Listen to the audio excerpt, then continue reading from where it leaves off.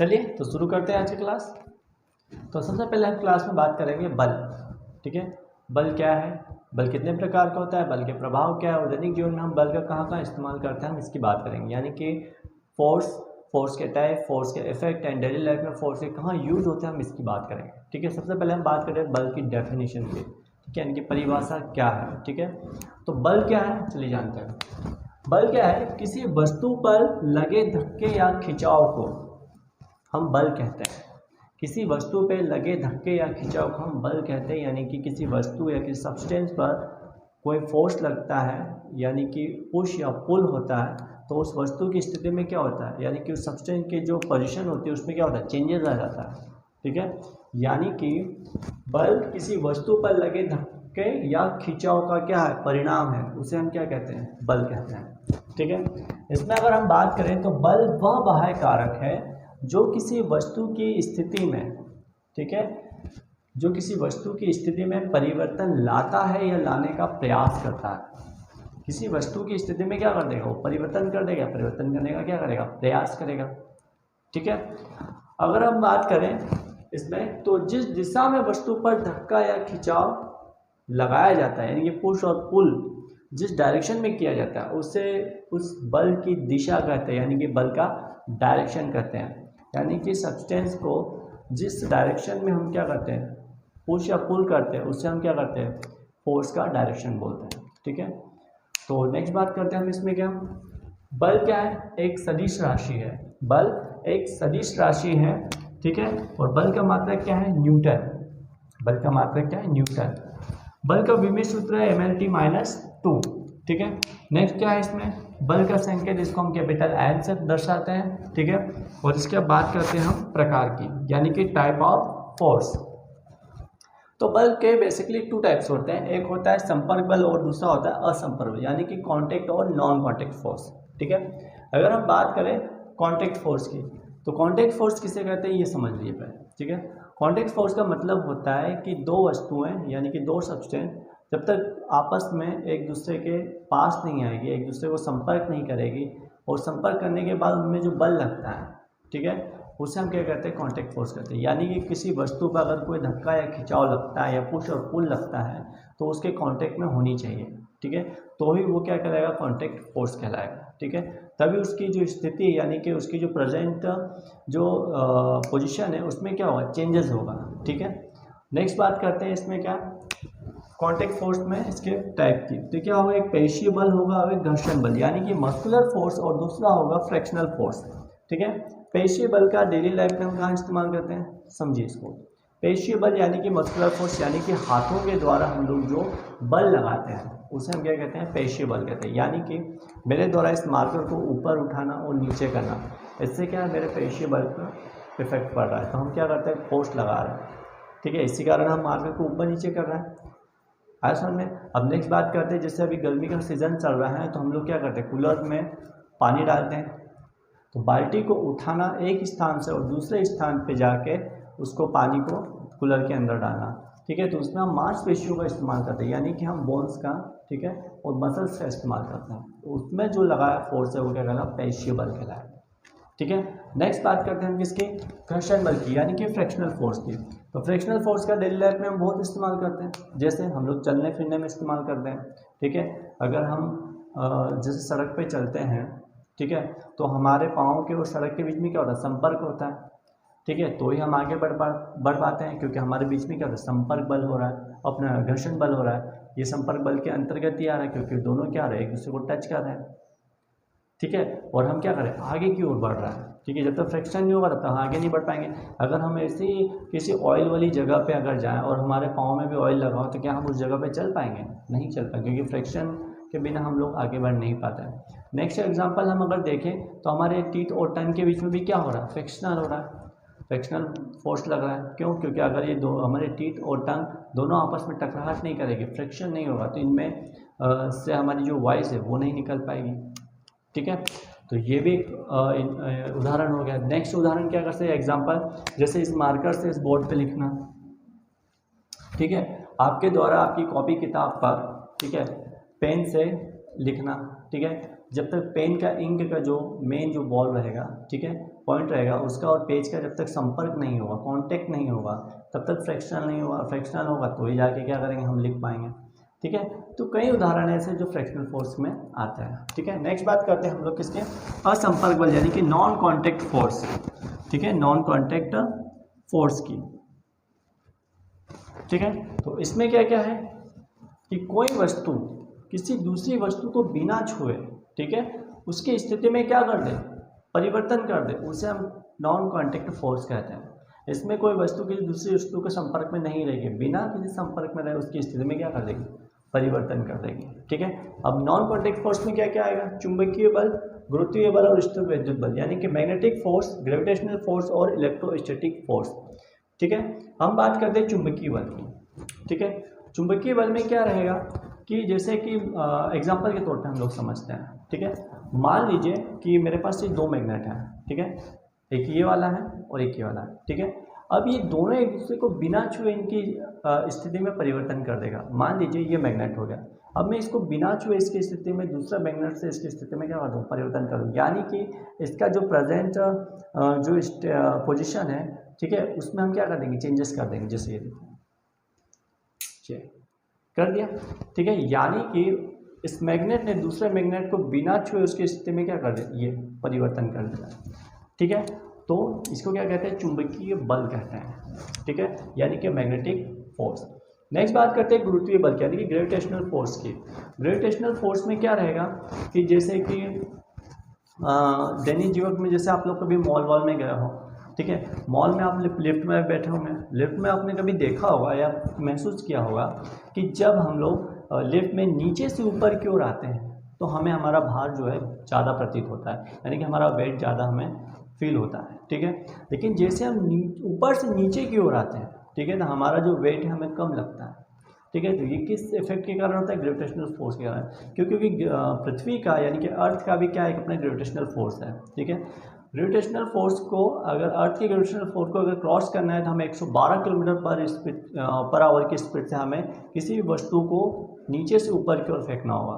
ठीक है, तो हम क्या करेंगे कि पृथ्वी की ग्रेविटेशनल फोर्स को क्रॉस कर जाएंगे। ठीक है, तो अगर मान लीजिए अगर कोई लिफ्ट, ठीक है, एक समान गति से ऊपर नीचे जा रही है और कोई वस्तु या व्यक्ति उस पर बैठा हुआ है तो उसको उसका भार कैसा प्रतीत होगा, सोचने वाली बात है। तो उसमें उसका भार में कोई परिवर्तन नहीं होगा। ठीक है, वैसा ही का वैसा ही रहेगा, क्योंकि लिफ्ट जो है एक समान गति से ऊपर नीचे हो रही है। ठीक है, अब नेक्स्ट बात करते हैं किसकी, स्थिर विद्युत बल की, यानी कि इलेक्ट्रोस्टैटिक फोर्स की। इलेक्ट्रोस्टैटिक फोर्स का मतलब समझिए।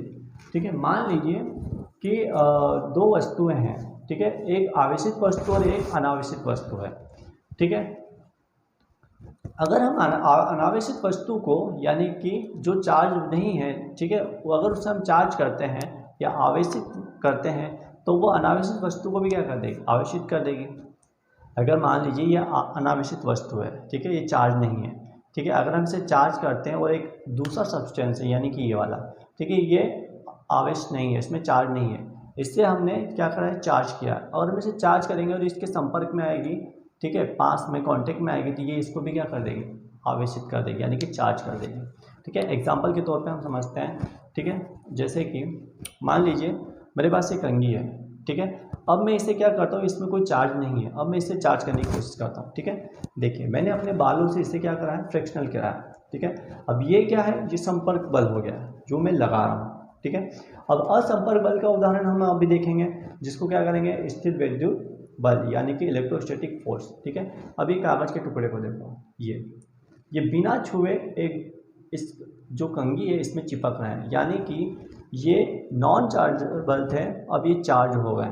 ठीक है, यानी कि एक अनावेशित जो वस्तु है अगर उसे आवेशित किया जाए तो वो क्या होगी, आवेशित हो जाएगी, और जो अनावेशित वस्तु है उसको भी क्या कर देगी, आवेशित कर देगी। ठीक है, ये हमारे डेली लाइफ में एग्जांपल होगा। नेक्स्ट बात करते हैं हम लोग किसके, आप बल के प्रभाव के। ठीक है, यानी कि बल के इफेक्ट क्या क्या हो सकते हैं। ठीक है, तो बल के इफेक्ट की अगर हम बात करें तो क्या है, अवस्था में परिवर्तन यानी कि चेंज इन स्टेटस। ठीक है, नेक्स्ट क्या है, चाल में परिवर्तन यानी कि चेंज इन स्पीड। ठीक है। नेक्स्ट क्या है, दिशा में परिवर्तन यानी कि चेंज इन डायरेक्शन, और नेक्स्ट क्या है, आकृति या आकार परिवर्तन यानी कि शेप एंड साइज में चेंजेस, ठीक है। तीन इंपॉर्टेंट है, कौन कौन से, चाल में परिवर्तन, दिशा परिवर्तन, आकृति और आकार में परिवर्तन, ठीक है। तो सबसे पहला हम समझते हैं कौन सा, सबसे पहला हम समझते हैं अवस्था में परिवर्तन, ठीक है। मान लो कोई वस्तु है, ठीक है, एग्जाम्पल के तौर पे हम इस बॉल को ले लेते हैं, ठीक है। कोई वस्तु है, अगर वो स्थिर अवस्था में यानी कि रेस्ट पोजीशन में, तो हम उसे गति पोजीशन में ला देंगे यानी कि मोशन पोजीशन में ला देंगे, ठीक है। मान लीजिए रेस्ट पोजीशन में अगर मैं इस पर फोर्स लगाता हूँ तो ये क्या करेगी, मोशन पोजीशन में आ जाएगी, गति की अवस्था में आ जाएगी, ठीक है। अब ये गति अवस्था में तो मैं इसे फोर्स लगा के पकड़ लूँगा तो ये क्या हो जाएगी, रेस्ट पोजीशन में आ जाएगी यानी कि विराम अवस्था में आ जाएगी, ठीक है। तो हम क्या करें, इसकी अवस्था में परिवर्तन करें, चेंज इन स्टेटस, ठीक है। नेक्स्ट बात करते हैं चाल में परिवर्तन। सेम हम एग्जांपल इस बॉल का लेंगे, ठीक है। इस बॉल की मान लीजिए चाल अभी बहुत स्लो है, ठीक है। अब मैं इस पर फोर्स लगाऊंगा तो इसकी चाल क्या होगी, बढ़ जाएगी यानी कि स्पीड में क्या होगा, चेंजेस हो गया, ठीक है। अब सेम मैं क्या करूँगा, इसकी स्पीड में चेंजेस कर दूंगा, इसको मैंने रोक दिया इस पर फोर्स लगा के, ठीक है। या तो हम क्या करेंगे कि किसी की वस्तु की स्पीड को क्या कर देंगे, बढ़ा देंगे, या फिर हम उसकी स्पीड को क्या कर देंगे, कम कर देंगे, ठीक है। नेक्स्ट बात करते हैं हम दिशा में परिवर्तन, ठीक है। दिशा में परिवर्तन यानी कि चेंज इन डायरेक्शन। मान लीजिए ये बॉल है, ठीक है, इसकी दिशा क्या है, राइट टू लेफ्ट है, ठीक है। अगर मुझे इसकी दिशा चेंज करनी है, दिशा चेंज करनी है, तो मैं इसको सामने से फोर्स लगाऊंगा तो इसका डायरेक्शन क्या हो जाएगा, सामने की ओर जाएगा, जैसे ये, ठीक है, ये हो गया। तो यहाँ क्या हो रहा है, हम दिशा में परिवर्तन कर रहे हैं। दिशा में परिवर्तन से एग्जांपल के तौर पर समझ लीजिए, यानी कि क्रिकेटर जब बैट्समैन, ठीक है, जब बैटिंग करता है और बॉलर जब बॉलिंग करता है, तो बॉलिंग करने के बाद जब बॉल करता है तो बैट्समैन क्या करता है, अपने बैट से उस बॉल की गति में क्या कर देता है, परिवर्तन कर देता है, और गति के साथ उसकी दिशा में भी परिवर्तन कर देता है, ठीक है। जब बैट से मारा जाता है बॉल को तो उसकी दिशा क्या होती है, राइट या लेफ्ट होती है, या फिर सामने की ओर होती है, ठीक है। अगर सामने से बॉल है तो राइट और लेफ्ट जाएगी, ठीक है। अगर 110 किलोमीटर की स्पीड से अगर बॉल आ रही है तो बैट से कितनी 115 120 की स्पीड से बॉल बाहर निकल जाएगी, ठीक है। तो यहाँ हम क्या करें, दिशा में परिवर्तन, चाल में परिवर्तन, अवस्था में परिवर्तन कर रहा है, ठीक है। अब मान लीजिए कोई वस्तु है, ठीक है। अब हम किसकी बात करेंगे, आकृति आकार में। अगर कोई वस्तु है, अगर हम उसको बल लगाएंगे तो उसकी जो मेन स्थिति या मेन पोजीशन उसमें क्या होगा, चेंजेस आ जाएगा, ठीक है। जैसे कि एग्जांपल के तौर पे ये हो गया, ठीक है। तो इसको क्या कर रहा हूँ मैं, इस पर बल लगा रहा हूँ तो इसकी स्थिति में क्या हो गया, परिवर्तन हो गया ये, ठीक है। हमने फोर्स लगाया इसमें, ठीक है, इस रबर पे हमने फोर्स लगाया है, या फिर आप कह सकते हो स्पंज, ठीक है, स्पंज हो गया, या फिर ये बॉल हो गई। अगर मैं इसे दबाता हूँ, ठीक है, फोर्स लगाता हूँ, तो इसकी स्थिति में क्या हो गया, ये परिवर्तन हो गया, इसके आकार और आकृति में चेंजेस हो गया, यानी कि इसके शेप और साइज में क्या हो रहा है, चेंज हो रहा है, ठीक है। तो हम क्या कर रहे हैं, शेप एंड साइज में चेंजेस कर रहे हैं, ठीक है। तो यहाँ तक आपको समझ में आया हमने क्या क्या पढ़ा है, ठीक है। तो एक बार फिर से रिवीजन कर लेते हैं।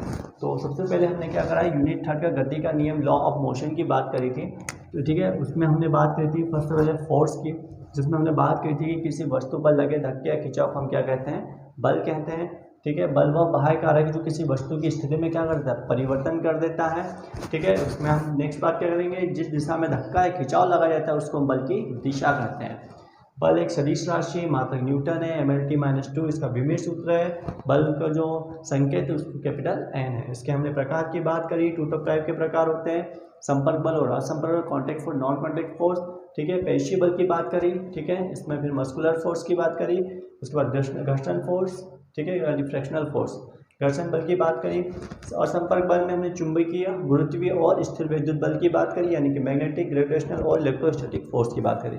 इफेक्ट की बात करें, बल के प्रभाव यानी कि अवस्था में परिवर्तन, चेंज इन स्टेटस, फिर उसके बाद चाल परिवर्तन, चेंज इन स्पीड, उसके बाद दिशा में परिवर्तन, change in direction, and next हमने बात करी आकृति आकार परिवर्तन यानी कि change in size and set, ठीक है।